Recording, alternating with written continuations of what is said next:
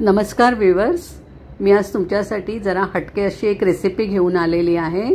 अतिशय सोपी आणि झटपट होणारी अशी रेसिपी आहे। रेसिपी आवडली तर रेखाज मराठी किचनला सबस्क्राइब करा, फॉलो करा। तर मी इथे तुम्हाला लाल भोपळ्याच्या वड्या दाखवणार आहे। त्यासाठी मी इथे लाल भोपळ्याचा कीस घेतलाय 2 कप आणि त्याच्यासोबत 1 कप मी कोथिंबीर घेतलेली आहे। कोथिंबीरीचं प्रमाण तुम्ही कमी जास्त करू शकता। त्याच्यासोबत मी काही मसाले घातलेत जे आपल्या पदार्थाची लज्जत वाढवतात। नेहमीचे मसाले जसं की मी धना पावडर घातली, जिरा पावडर घातली, लाल तिखट घातले, काश्मीरी मिरची पावडर घातली, हळद घातली आणि हे मिश्रण आपल्याला छान चमच्याच्या साहाय्याने एकजीव करून घ्यायचे। इथे मीठ आपण नंतर घालणार आहोत, कारण भोपळ्याला ऑलरेडी पाणी असतं आणि मीठ घातलं तर पाणी सुटेल आणि आपलं जे डो आहे ते पातळ होईल। तर मीठ आपल्याला नंतर घालायचे आणि इथे पाण्याचा वापर अजिबात करायचा नाही आहे।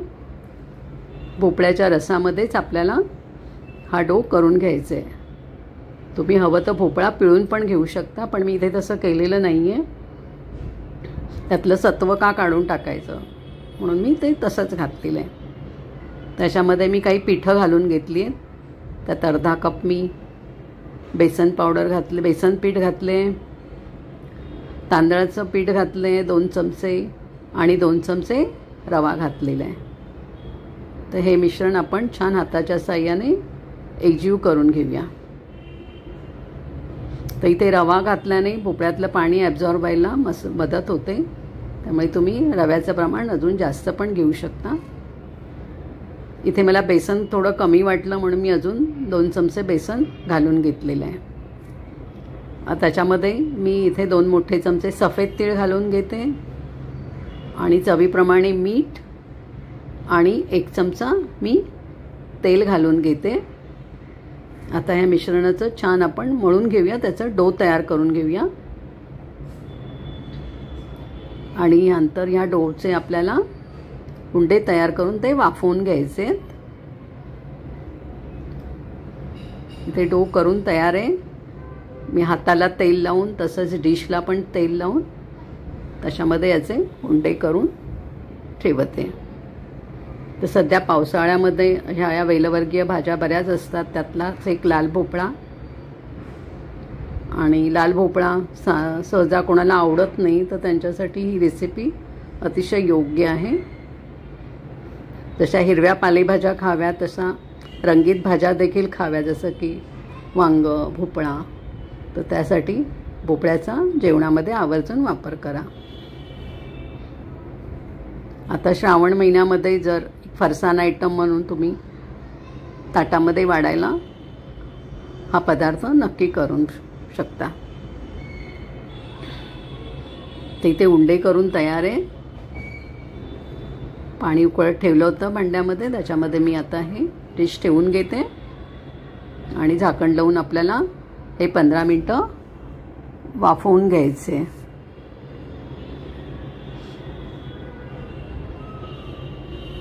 तर ही जी रेसिपी आहे ही माझ्या ताईने केली होती आणि ते मला फार आवडल्या वड्या, म्हणून मी घरी ट्राय केली आणि छान झाल्या, म्हणून हा व्हिडिओ मी तुम्हाला शेअर करत आहे।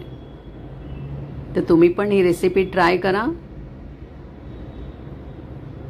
आणि आवडली तर माझ्या चॅनलला लाईक करा, सबस्क्राईब करा आणि कमेंट्स करा। तर इथे मी 1-1 सेंटीमीटरच्या अशा वड्या कापून घेते। मी वड्या थोड्या पातळच कापल्या, कारण मी त्या शॅलो फ्राय करणार आहे। तुम्ही थोड्या जाड पण कापून शकता, पण त्या तुम्हाला मग डीप फ्राय कराव्या लागतील, म्हणजे त्या आतपर्यंत छान भाजल्या जातील। पॅनमध्ये तेल तापत ठेवलेलं, त्याच्यामध्ये मी ह्या वड्या घालून घेते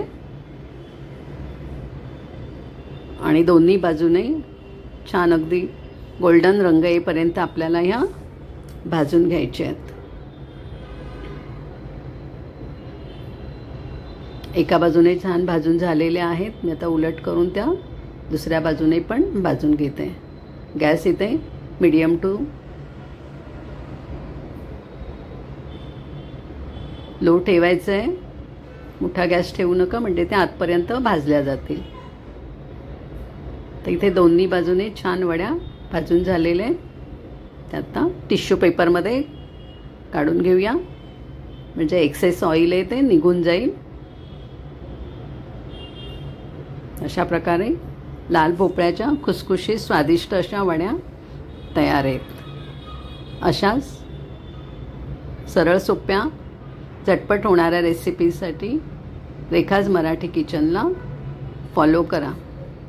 आणि ही रेसिपी आवडली तर माझ्या चॅनलला लाईक करा, सबस्क्राईब करा, शेअर करा. दुसरी पण मी बॅच घालून ते भाजून घेणार आहे. आणि सबस्क्राईब केलं नसेल तर सबस्क्राईब करा.